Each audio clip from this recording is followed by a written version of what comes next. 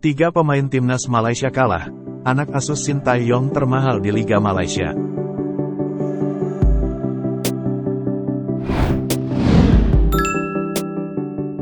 Anak asuh Sintayong, Jordi Amat menjadi pemain termahal Liga Malaysia, bahkan mengalahkan tiga pemain timnas Malaysia. Jordi Amat bermain untuk klub Malaysia, Johor Darul Takzim, JDT. Di mana JDT terus mendominasi pemain termahal Liga Malaysia. 8 dari 12 pemain termahal dikuasai JDT. Melansir dari hametro.com.my, berdasarkan Transfermarkt, pemain termahal dipegang oleh Jordi Amat dengan nilai RM 4,67 juta.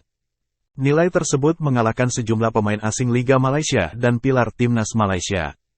Jordi Amat mengungguli pemain asing Liga Malaysia lain seperti Fernando Forestieri, JDT, Oscar Arribas, JDT, Juan Muniz, JDT, Bergeson da Silva, JDT, Willian Lira KDA, KDAFC, Sirozidin Kuzif, Kota Kucing.